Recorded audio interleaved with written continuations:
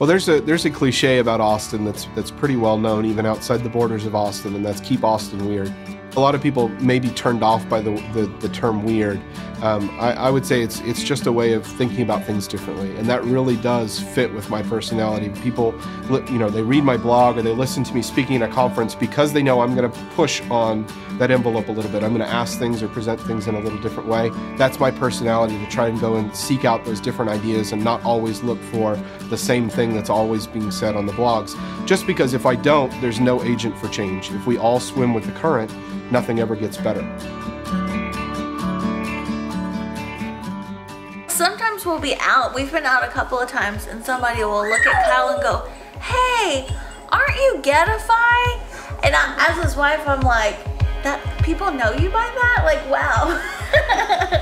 He's online, he's like the community guy, but at home he's just Kyle. He's very committed and loyal in every way.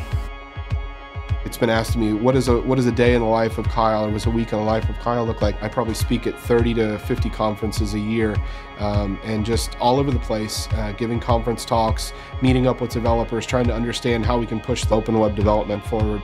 It's a lot of time on the road. I'm married. I have 2 kids, a 2.5-year-old son, Ethan, and a 4-month-old daughter named Emily. I spend a lot of my time evangelizing the open web platform, the technologies that are there, and really passionate about getting people excited about HTML5. It is hard work. I don't work a traditional job sitting in a cubicle, and I've told people before, my new cubicle is the airline seat.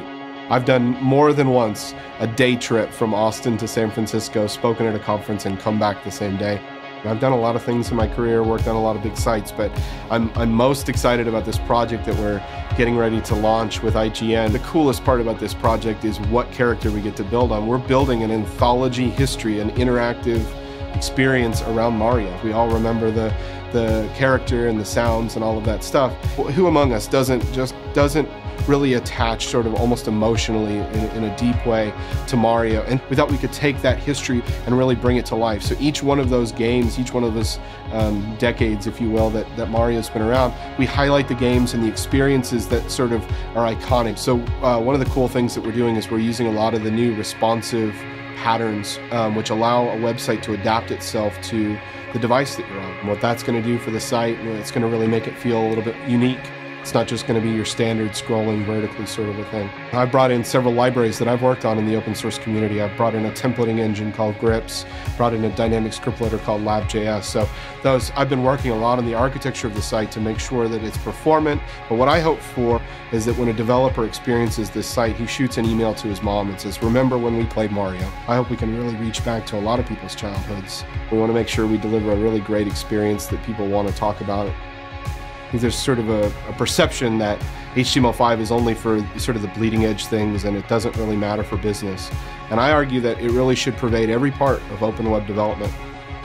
The best part of HTML5hub.com is that it is finding the common man's voice, allowing them to write articles and participate in roundtable discussions online and things like that, because we can really sort of bring that voice to the forefront and push the platform even further.